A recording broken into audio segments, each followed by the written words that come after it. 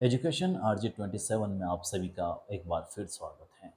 हम पढ़ रहे हैं क्लास 12 फिजिक्स का फर्स्ट चैप्टर, नाम है जिसका electric field and electric charge. Okay, पहला अध्याय क्लास 12 फिजिक्स का नाम है जिसका विद्युत क्षेत्र एवं आवेश। अभी तक हमने जो वीडियोस बनाए हैं उसमें हमने चार्ज के प्रॉपर्टीज में पढ़ा है, चार्ज के कैरेक्टरिस्टिक्स के बारे में पढ़ा है। हमने ये भी पढ़ा है कि कैसे हम किसी बॉडी को चार्ज कर सकते हैं, उसके मेथड्स हमने देखे थे। इससे जो पहले वाली क्लास थी उसमें हमने इलेक्ट्रिक फील्ड के बारे में देखा था। इलेक्ट्रिक फील्ड क्या होता है, कितना होता है, किसी पॉइंट से आर डिस्टेंस पे कोई पॉइंट पी है, किसी चार्ज से आर डिस्टेंस पे कोई पॉइंट पी है, वहाँ पर इलेक्ट्रिक फील्ड कितना होगा जो हमने फाइंड आउट किया था। उसके बाद इलेक्ट्रिक फील्ड लाइंस के कैरेक्टरिस्टिक को पढ़ा था। इन सब चीज़ पढ़ने के बाद आज हम पढ़ेंगे कुलॉम्स लॉ, कुलाम का नियम। पहली चीज़ तो ये कि ये कुलाम का नियम काम क्या आता है, हम क्यों पढ़ते हैं इसको, और पढ़ने से हमें क्या मिलने वाला है, क्या फॉर्मूला मिलेगा जो हमारे काम आएगा। ठीक है, देखिए, जब हमने क्लास स्टार्ट की थी, पहला चैप्टर जब हमने स्टार्ट किया था, तब हमने एक चीज़ देखी थी। वो चीज़ ये थी कि जो चार्ज जो होता है वो फोर्स लगाता है। चार्ज के बीच में अट्रैक्शन फोर्स भी होता है, चार्ज के बीच में रिपल्शन फोर्स भी होता है। दो लाइक चार्जेस अगर होंगे, दो समान आवेश अगर होंगे, तो उनके बीच में प्रतिकर्षण बल लगता है। और दो अनलाइक चार्ज जो होते हैं, असमान आवेश जो होते हैं, उनमें आकर्षण का बल लगता है।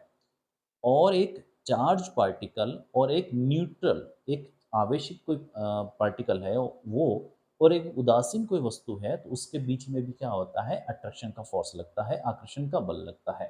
समझ गए आप मेरी बात? तो दो समान आवेश होंगे, दो लाइक चार्जेज होंगे, तो उनके बीच में हर हाल में कौन सा फोर्स लगेगा, फोर्स ऑफ रिपल्शन, यानी कि प्रतिकर्षण का बल।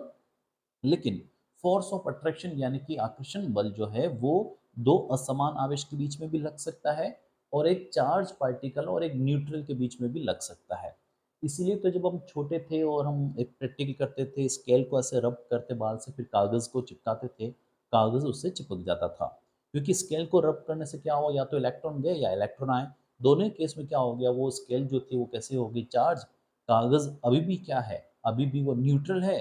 तो एक चार्ज पार्टिकल और एक न्यूट्रल के बीच में कौन सा फोर्स लगता है, अट्रैक्शन। इसलिए कागज जो है वो क्या होता है, पेपर जो होता है वो उस स्केल से चिपक जाता है।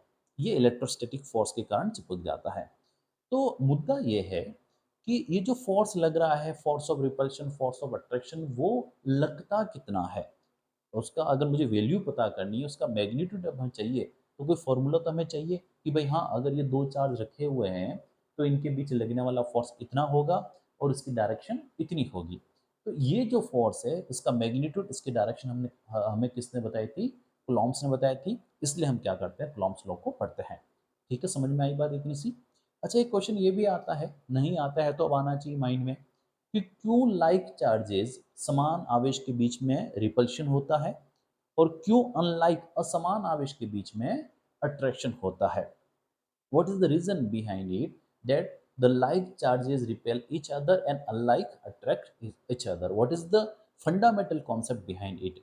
तो हम अगर एक नेगेटिव चार्ज को देखें, हम अगर एक नेगेटिव चार्ज को देखें, तो ये अगर एक नेगेटिव चार्ज है, ये अगर एक नेगेटिव चार्ज है, तो इसका मतलब ये हुआ कि इसके पास इलेक्ट्रॉन क्या है, एक्सेस में है ना, अतिरिक्त इलेक्ट्रॉन है।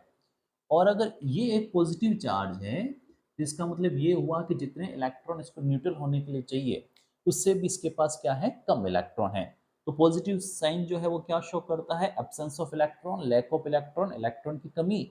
और नेगेटिव साइन जो है वो क्या शो करता है, एक्सेस ऑफ इलेक्ट्रॉन, इलेक्ट्रॉन की अधिकता।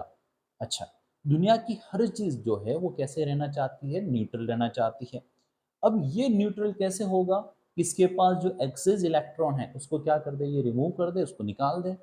ये जो पॉजिटिव है जिसके पास इलेक्ट्रॉन की कमी है, ये न्यूट्रल कैसे हो सकता है कि ये कहीं से क्या करे, इलेक्ट्रॉन को ले ले, तो ये क्या हो जाएगा, न्यूट्रल हो जाएगा। तो देखिए, ये तो इलेक्ट्रॉन को देना चाहता है, ये इलेक्ट्रॉन को लेना चाहता है, तो क्या करेगा, ये उसको ढूंढेगा जो इलेक्ट्रॉन को ले ले, और ये उसको ढूंढेगा जो इलेक्ट्रॉन दे दे। तो क्या ये पास पास नहीं आएंगे, आंसर है बिल्कुल आएंगे। क्योंकि जैसे ही दोनों पास पास आएंगे तो ये क्या हो जाएंगे, न्यूट्रल हो जाएंगे, और न्यूट्रल होना चाहते हैं ये।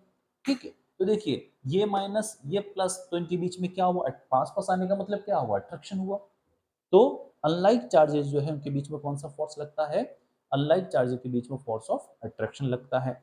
अगर यही दोनों पॉजिटिव या नेगेटिव होते, देखो ये भी एक नेगेटिव है, ये भी एक नेगेटिव है, इसको भी इलेक्ट्रॉन निकालना है, क्या ये इलेक्ट्रॉन लेगा, नहीं लेगा, क्यों, क्योंकि ये पहले ही कह रहा है भाई मेरे पास ऑलरेडी एक्सेस में इलेक्ट्रॉन है और मैं खुद क्या होना चाह रहा हूँ, न्यूट्रल होना चाह रहा हूँ किसी को देखकर। तो ये दोनों पास पास तो नहीं आएंगे। उसी तरह अगर दोनों पॉजिटिव होते तब भी वो पास पास नहीं आते। तो ऑफकोर्स अगर पास पास नहीं आ रहे तो उनके बीच में कौन सा फोर्स लग रहा है, फोर्स ऑफ रिपल्शन। समझ में आई बात। तो अनलाइक चार्जेस असमान आवेश के बीच में कौन सा फोर्स लगता है, फोर्स ऑफ अट्रैक्शन, और लाइक चार्जेस के बीच में कौन सा फोर्स लगता है, फोर्स ऑफ अट्रैक्शन। ठीक है। अनलाइक, सॉरी माफ कीजिएगा, लाइक चार्ज के बीच में कौन सा फोर्स लगेगा, फोर्स ऑफ रिपल्शन। समझ में आई, डाउट्स क्लियर ये थोड़ा सा।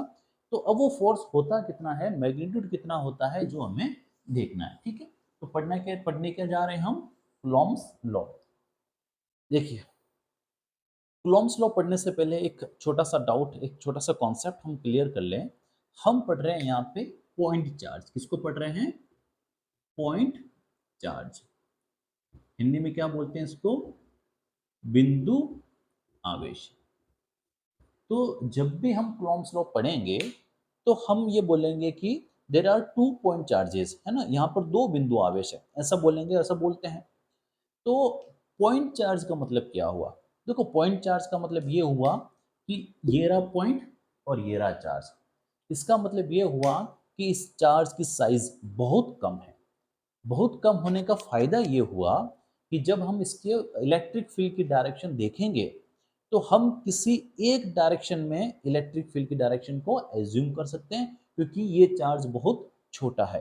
अगर मैं इलेक्ट्रॉन को लूं, एक चार्ज को लूं, तो उसके इलेक्ट्रिक फील्ड की डायरेक्शन क्या होगी, सब तरफ होगी जिधर वो जा सकता है। पहले हमने लास्ट क्लास में डिस्कस किया था। तो अगर सब तरफ इलेक्ट्रिक फील्ड जा रहा है तो उसका इलेक्ट्रिक फोर्स सब तरफ लगेगा। लेकिन कैलकुलेशन को इजी करने के लिए, समझने को इजी करने के लिए हमने क्या एज्यूम किया यहाँ पे कि ये क्या है, पॉइंट चार्ज। पॉइंट चार्ज एक इमेजनरी चार्ज है, काल्पनिक चार्ज है। जैसे हमारा टेस्टिंग चार्ज था, वो टेस्ट करने में काम आ रहा था, तो इसी तरह ये पॉइंट चार्ज है और हम ये मान लें पॉइंट चार्ज जो है वो एक बार में एक ही तरफ क्या लगाएगा, फोर्स लगाएगा, इधर अट्रैक्शन और रिपल्शन। ठीक है। तो ये ध्यान रखना कि जब हम कूलॉम्स लॉ पढ़ रहे हैं तो वहां पे कौन से चार्ज की बात कर रहे हैं, पॉइंट चार्ज की बात कर रहे हैं। ठीक है। बाकी चार्ज जो इलेक्ट्रॉन होता है वो तो होता ही है। ठीक है। अब आपके मन में ये क्वेश्चन अगर आ जाए कि सर अगर चार्ज अगर है ना, तो उसका इलेक्ट्रिक फील्ड कैसे होगा। देखो हमने इससे पहले जो टॉपिक पढ़ा था इलेक्ट्रिक फील्ड, उसमें भी क्या बोला हमने, पॉइंट चार्ज पढ़ा था कि यहाँ पर एक कोई पॉइंट चार्ज है, इससे r डिस्टेंस पे कोई पॉइंट P है, और यहाँ पे इलेक्ट्रिक फील्ड फाइंड आउट करके बताओ। और वो इलेक्ट्रिक फील्ड कितना आया था, E इक्वल्स टू के पी अपॉन आर स्क्वायर। वहां पे भी पॉइंट चार्ज हमने इसलिए एज्यूम किया कि हम एक डायरेक्शन में क्या कर रहे हैं, इलेक्ट्रिक फील्ड निकाल के दे रहे हैं। अगर मैं यहाँ पे पॉइंट चार्ज ना बोलकर यहाँ पे इलेक्ट्रॉन या कोई चार्ज बोलता तो उसका इलेक्ट्रिक फील्ड क्या होता, सब तरफ होता, जितनी भी डायरेक्शन हो सकती है उस तरफ होता। तो अगर उस तरफ होता तो कैलकुलेशन कैसे करते, एक बार इधर निकालो, एक बार इधर निकालो, एक बार इधर निकालो, एक बार इधर, ऐसे करके कैपी अपन आर स्क्वायर निकालता रहता। फिर मैं सबको सम करता, क्योंकि ये वेक्टर है तो मुझे डायरेक्शन का भी ध्यान रखना होता। तो ये तो बहुत पेचीदा काम हो जाता था।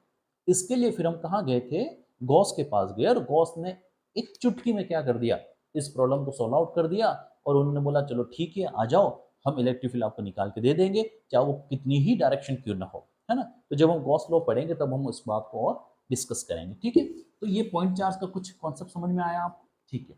लेकिन मैं आपसे एक रिक्वेस्ट करना चाह रहा हूँ कि आप मेरी क्लास, यू तो यूट्यूब पे हज़ारों फिजिक्स की क्लास पढ़ी है ना। मेरा मकसद ये है कि जितना इजी वे में हम फिजिक्स समझ सके उतना इजी वे में हम समझें। कोई लोड लेने की ज़रूरत नहीं है।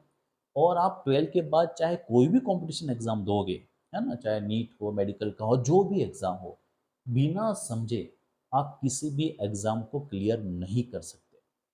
ये 100% ट्रू है कि जब तक आपके माइंड में कॉन्सेप्ट क्लियर नहीं होगा, उस बात को समझोगे नहीं, है ना, सारे इफ बट क्लियर नहीं होंगे, तब तक वो एग्ज़ाम क्लियर नहीं हो सकता। कितनी बार देखा हमने कि 12 के साथ ही किसी का नीट क्लियर हो गया, कोई 4 साल हो गए हैं कोचिंग करते करते, उसका नीट क्लियर अभी तक नहीं हुआ। उसके पीछे लॉजिक ये है कि वो 4 साल जिसके लगे हैं वो अभी तक कॉन्सेप्ट को क्लियर नहीं कर पाया कि मुद्दा क्या है, फंडा क्या है। और जिसकी एक ही बार में क्लियर होगी उसने 11th-12th वहीं सारे डाउट्स क्या कर दिए, क्लियर कर दिए, ठीक है। तो हम जो ये पढ़ रहे हैं क्लास, है ना, उसमें सबसे बड़ी चीज़ ये रिक्वेस्ट यही करना चाह रहा हूँ कि प्लीज़ आप थोड़ा-सा पेशेंस के साथ क्लास को देखें, है ना, जल्दबाजी में ना जाएँ, ठीक है। और एक चीज़ और बता रहा हूँ मैं आपको कि किसी एक टीचर पे आप थोड़ा बिलीव करें और उसके साथ चलते रहें, क्योंकि बार-बार अगर आप टीचर को चेंज करोगे तो फिज़िक्स को समझाने के हर टीचर के पास क्या है, तरीके अलग-अलग हैं। तो हो सकता है शायद आप कन्फ्यूज़ हो जाओ। तो जो टीचर आपको बेस्ट लगता है, बढ़िया लगता है, उस पे बिलीव करें और उसके साथ चलें, ठीक है? और थोड़ा पेशेंस रखें, चीज़ों को समझने की कोशिश करें और सिर्फ़ ये सोच के ना पढ़ें कि मुझे 12th पास करनी है, डेरिवेशन लिखनी है, न्यूमेरिकल, ऐसा नहीं।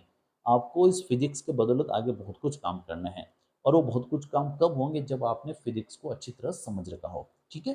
तो आराम से समझिए, शांति से, कोई जल्दबाज़ी नहीं है, ठीक है? हिंदी मीडियम, इंग्लिश मीडियम दोनों के नोट्स आपको डिस्क्रिप्शन में मिल जाएँगे। और भी कोई डाउट्स हो तो नंबर मैं आपको नंबर मैं आपको डिस्क्रिप्शन में डाल दूँगा, तो वहाँ आप नंबर ले सकते हो और मुझे कॉल कर सकते हो, ओके? देखिए, तो हम क्या पढ़ने जा रहे हैं? Coulomb's law. क्या पढ़ने जा रहे हैं? Coulomb's law. देखिए,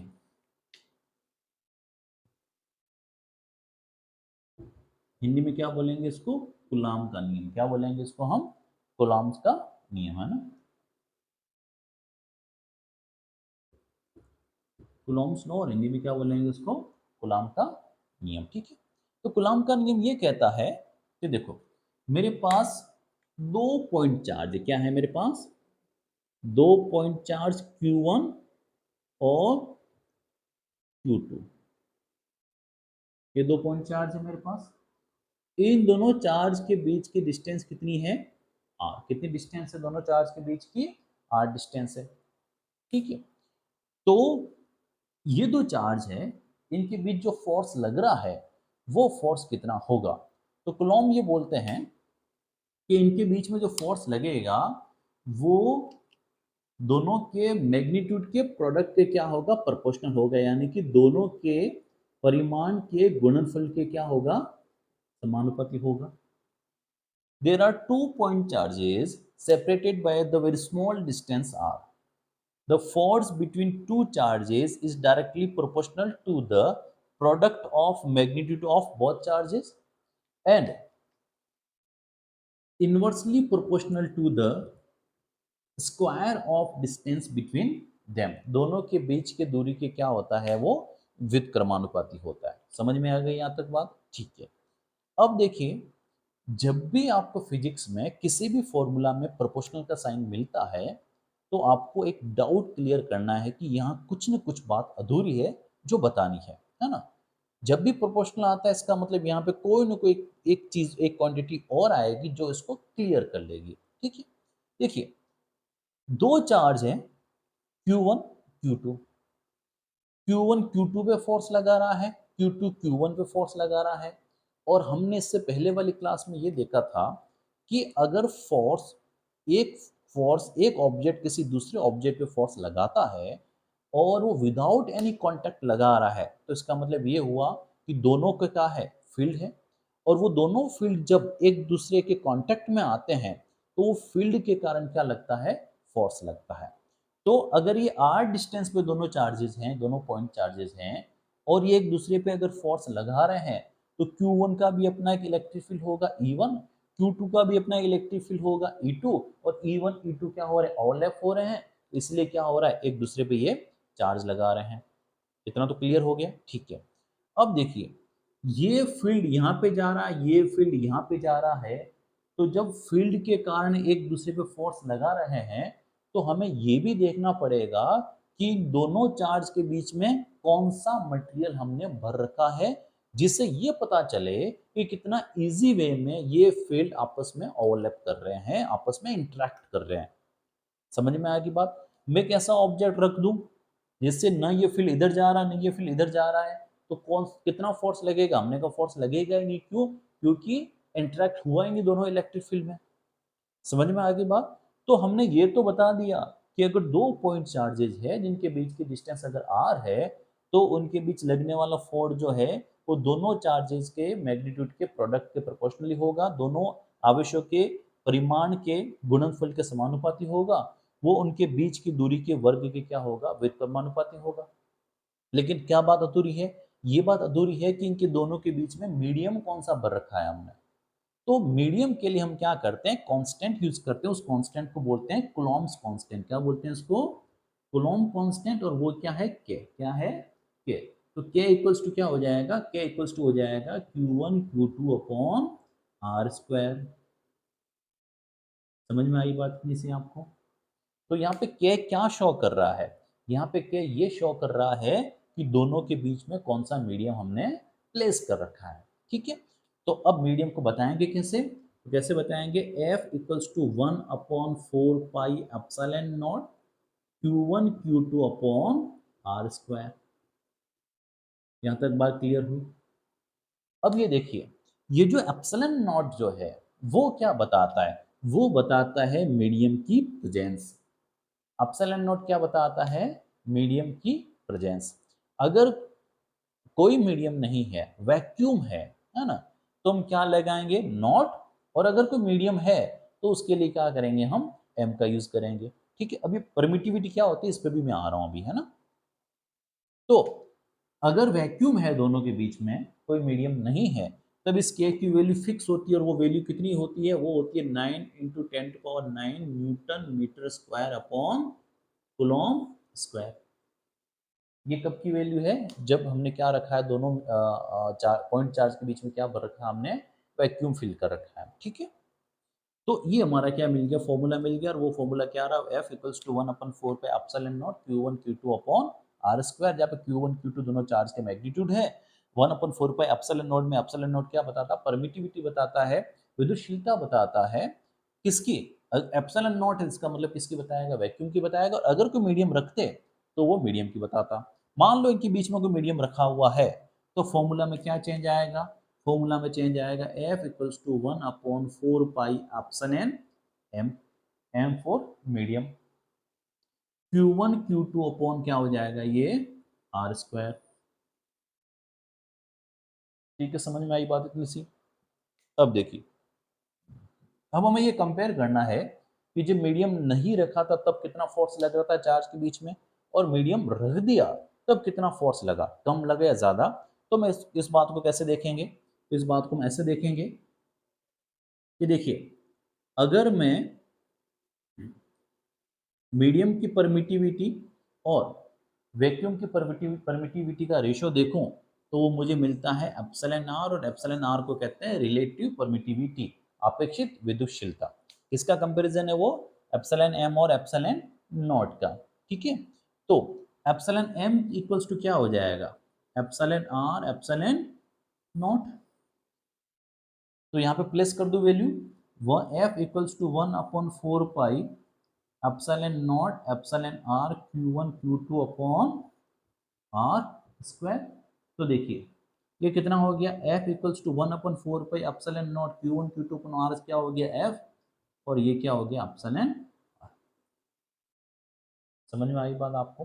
तो इसका मतलब श्योर है कि अगर आप मीडियम रखोगे तो फोर्स क्या हो जाएगा, डिक्रीज हो जाएगा। किसके कंपैरिजन में, जो कंपेयर करना बहुत जरूरी है, किसके कंपेयर में, वैक्यूम के कंपेयर में। ठीक है, अब ये जो वर्ड आया ना परमिटिविटी, परमिटिविटी क्या है, परमिटिविटी का मतलब ये कतई नहीं है कि कितना परमिट परमिट कर रहा है। परमिटिविटी का मतलब ये होता है कि वो मीडियम इलेक्ट्रिक फील्ड लाइन को कितना अपोज कर रहा है, इलेक्ट्रिक फील्ड लाइन को कितना रेजिस्ट कर रहा है। ठीक है, तो जितनी ज्यादा परमिटिविटी होगी किसी मीडियम की, किसी मटेरियल की, तो वो उतना ही ज्यादा क्या करता है, इलेक्ट्रिक फील्ड को इधर से इधर आने में क्या कर रहा है, रेजिस्ट कर रहा है। और जितनी कम होगी, कितनी होगी, जीरो होगी, तो इजी वे में क्या होगा, इलेक्ट्रिक फील्ड आएगा और फोर्स क्या लगेगा, ज्यादा लगेगा। ठीक है, हमारे पास कुछ वैल्यू है, जैसे वैक्यूम और एयर की कितना होता है, एप्सिलॉन आर 1 होता है ना। उसके बाद कंडक्टर का क्या होता है, इन्फिनाइट होता है। इन्फिनाइट का मतलब ये होता है कि वो इलेक्ट्रिक फील्ड को आने ही नहीं देता है।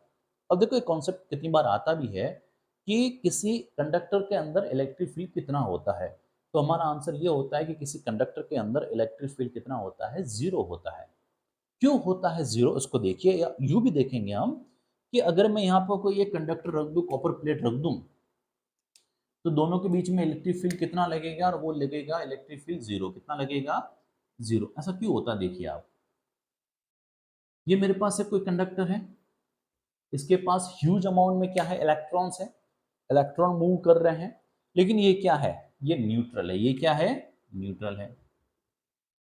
लेकिन अगर मैं किसी इसको किसी एक्सटर्नल इलेक्ट्रिक फील्ड में रखूं, इसको मैं किसी बाहरी विद्युत क्षेत्र में रखूं, तो क्या होगा इसके साथ, तो क्या होगा कि इसके इलेक्ट्रॉन जो है उनका क्या हो जाएगा, पोलराइजेशन हो जाएगा, ध्रुवण हो जाएगा। इसका मतलब ये हुआ कि अगर ये पॉजिटिव चार्ज है और ये नेगेटिव चार्ज है, तो सारे इलेक्ट्रॉन कहाँ आ जाएंगे, इधर आ जाएंगे। क्यों, क्योंकि माइनस क्या कर रहा है, रिपेल करेगा इनको। अब यहाँ वाले इलेक्ट्रॉन इधर चले गए, तो यहाँ पे क्या आ जाएगा, absence of electron. Absence of electron को किससे शो करते हैं हम, प्लस से। पॉजिटिव चार्ज कुछ नहीं होता, सारा एब्सेंस ऑफ इलेक्ट्रॉन है। तो नेगेटिव सारे इधर आ गए, पॉजिटिव सारे इधर आ गए। जब पोलराइजेशन नहीं हुआ, ध्रुवण नहीं हुआ, तब क्या था, ये न्यूट्रल। अब पोलराइजेशन हो गया है, तब भी क्या है, तब भी न्यूट्रल ही है, क्योंकि न तो हमने इससे इलेक्ट्रॉन निकाला है, न ही इसको इलेक्ट्रॉन हमने दिया है।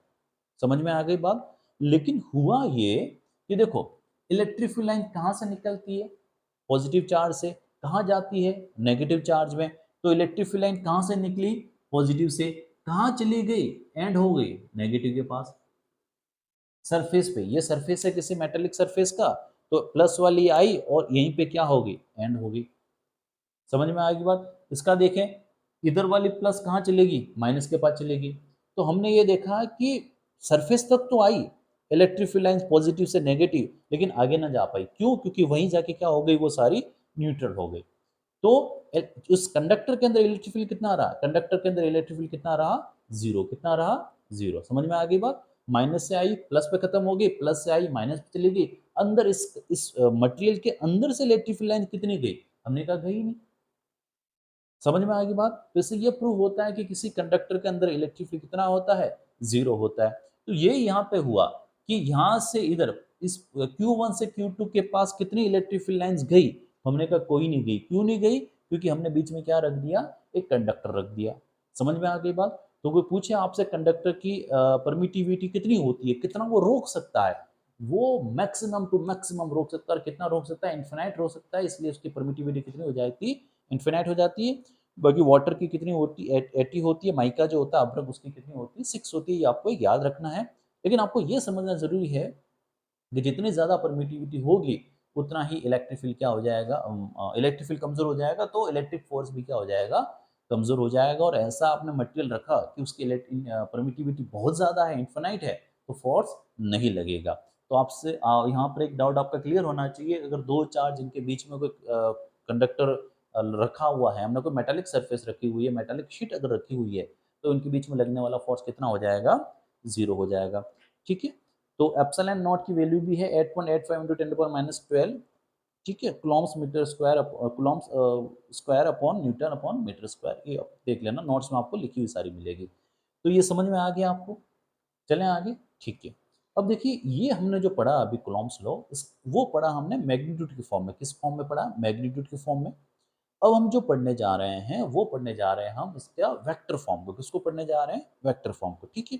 अच्छा, एक चीज और आपको ध्यान रखनी है कि ये जो फोर्स है दोनों चार्ज के बीच में, ये फोर्स तभी ही एक्ट करेंगे जब ये वेरी स्मॉल डिस्टेंस पे हो। और वो स्मॉल डिस्टेंस कितनी होनी चाहिए, 10⁻⁵ अगर इससे ज़्यादा होगी डिस्टेंस, तो क्या हो जाएगी, अगर डिस्टेंस ज़्यादा होगी, अगर डिस्टेंस ज़्यादा हो जाएगी, तो क्या होगा, तो ये होगा कि ये चार्ज दूर हो जाएंगे। और अगर ये चार्ज दूर हो जाएंगे, तो एज ए इंडिविजुअल चार्ज की तरह क्या करेंगे, बिहेव करेंगे। उससे होगा ये कि इलेक्ट्रिक फील्ड ओवरलैप होने के चांस, इंटरेक्ट होने के चांस क्या हो जाएंगे, कम। और अगर कम हो जाएंगे, तो फोर्स भी नहीं लगेगा। तो ये डिस्टेंस आपको याद रखनी कितनी होनी चाहिए, 10⁻⁵ होनी ही चाहिए। इससे ज़्यादा नहीं होनी चाहिए। इससे कम हो तो अच्छी बात है। ठीक है। तो ये हमने क्या पढ़ा था, कूलॉम्स लॉ का मैग्नीट्यूड फॉर्म। और हम आगे देखेंगे कि कूलॉम्स लॉ का वेक्टर फॉर्म क्या होता है। और हम ये भी प्रूव करेंगे कि कूलॉम्स लॉ जो होता है वो एक्शन रिएक्शन को फॉलो करता है ना। न्यूटन्स का जब हम लॉ ऑफ मोशन देखे, उसमें एक मोशन ये भी था कि every action has a reaction. तो ये फोर्स इधर इस पे लगा रहा है, ये फोर्स इस पे लगा रहा है, लेकिन दोनों की डायरेक्शन क्या है, ऑपोजिट। ये हम प्रूव करेंगे। कैसे प्रूव करेंगे, देखिए आप। देखिए वही दो चार्ज है मेरे पास Q1 एंड Q2, कितने डिस्टेंस पे है वो दोनों सेपरेटेड, r डिस्टेंस पे। नोट्स डिस्क्रिप्शन में मिल जाएंगे, हैंड रिटन नोट्स है, मैंने खुद ने बना रखे हैं, प्लीज़ आप उनको पढ़ना, और जो जो बोल रहा हूँ सारा उसमें लिखा हुआ है, मैं सिर्फ यहाँ पे एक्सप्लेन कर रहा हूँ। ठीक है, तो देखिए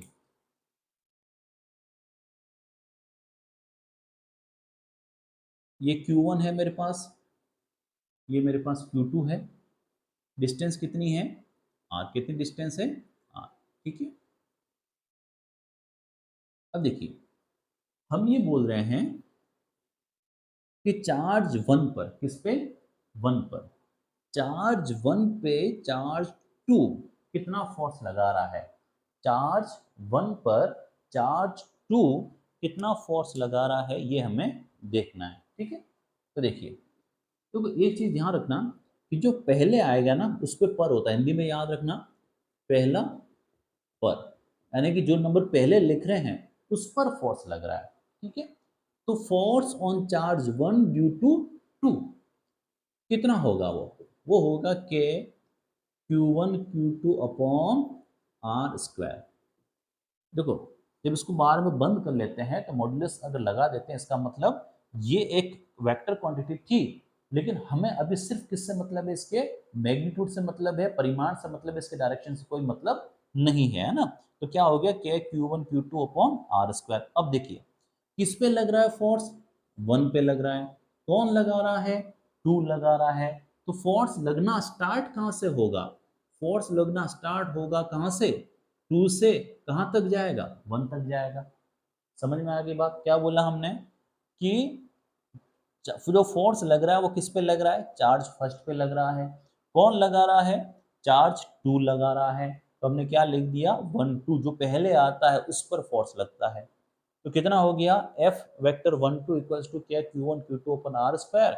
और फोर्स कहाँ लग रहा है ना, फोर्स किस पे लग रहा है, फोर्स लग रहा है चार्ज टू पे। ठीक है, सॉरी, फोर्स कहाँ से लगना स्टार्ट हुआ, टू से, कहाँ पे जा रहा है, वन पे जा रहा है।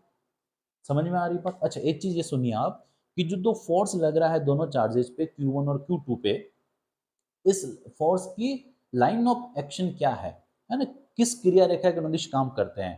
तो वो लाइन जो इन दोनों को जोड़ती है, दोनों चार्ज को कनेक्ट करती है, उसके अलावा क्या करेंगे, ये काम करेंगे। यानी कि फोर्स इधर लग सकता है, इधर से लग सकता है, लेकिन इधर और इधर, इधर और इधर नहीं लगेगा। यानी कि वो लाइन जो इन दोनों को कनेक्ट कर रही है, उसके अलावा क्या होगा, इनका फोर्स की डायरेक्शन होगी। तो लाइन ऑफ एक्शन क्या होगा, लाइन ऑफ एक्शन होगा line joining two both charges, उनके अलोंग क्या होगा, इसकी डायरेक्शन होगी। ठीक, अच्छा ये तो पता आपको यूनिट वेक्टर क्या होता है ना। हमारे पास बेसिकली टू वेक्टर होते हैं, एक तो फुल वेक्टर होता है और एक यूनिट वेक्टर होता है। ये एक मॉड्यूलस ऑफ वेक्टर भी होता है ना। देखो तीन, एक तो होता है मेरे पास फुल वेक्टर, एक होता है मेरे पास यूनिट वेक्टर, और एक होता है मॉड्यूलस ऑफ आर। ये वेक्टर वो होता है जिसके पास डायरेक्शन भी होती है एंड मैग्नीट्यूड भी होता है, दिशा भी होती है और परिमाण भी होता है। ये वो होता है यूनिट वेक्टर जिसकी सिर्फ क्या है, डायरेक्शन। मैग्नीट्यूड जीरो नहीं बोल सकते, जीरो है तो उसकी डायरेक्शन क्या बताएंगे, तो इसका मैग्नीट्यूड कितना होता है, वन, इसलिए इसका नाम क्या रखा हमने, यूनिट वेक्टर। ये सिर्फ क्या बता रहा है, ये सिर्फ डायरेक्शन बता रहा है। और ये मैग्नीट्यूड है, इसका मतलब इसके पास डायरेक्शन भी है, लेकिन हमें सिर्फ किससे मतलब है, हमें सिर्फ मतलब है मैग्नीट्यूड से। समझ में आई बात आपको। तो जब किसी लाइन की, जब किसी फोर्स की आपको सिर्फ डायरेक्शन चाहिए, तो हम क्या लगा देते हैं, कैप लगाते, क्या लगाते हैं, कैप। समझ में आगे बताया तक आपको। ठीक है, अब दूसरा मैं बोल रहा हूं आपको कि चार्ज सेकंड पर चार्ज फर्स्ट कितना फोर्स लगा रहा है, वो कितना लगाएगा, के Q1 Q2 upon r square. लेकिन इसकी डायरेक्शन क्या होगी, कहां से स्टार्ट होगा फोर्स लगना, वन पे, कहां पे जा रहा फोर्स, टू पे, है ना। कहां से लगना स्टार्ट होगा, वन से, कहां पे जा रहा है, टू पे। तो क्या लगा दिया मैंने, आर कैप वन टू। अब देखिए ये दोनों दोनों में सेम है, बिल्कुल सेम है। तो क्या मैं ऐसा लिख सकता हूं कि F one two equals to F two one, लिख सकता हूं। लेकिन डायरेक्शन दोनों की ऑपोजिट है, एक टू से वन की तरफ जा रहा है, एक वन से टू की तरफ जा रहा है। तो कितना एंगल बन रहा है, 180 माइनस ऑपोजिट है दोनों की डायरेक्शन। समझ में आ रही बात? तो देखिए ये इस पे फोर्स लगा रहा है, ये इस पे फोर्स लगा रहा है। फोर्स लगाने का जो मैग्नीट्यूड है वो दोनों को क्या है, सेम है, लेकिन डायरेक्शन क्या है, ऑपोजिट। इसका मतलब ये कूलॉम्स लॉ जो है वो एक्शन रिएक्शन के लॉ को क्या करता है, ये फॉलो करता है। समझिए बात आ गई यहाँ तक? ठीक है।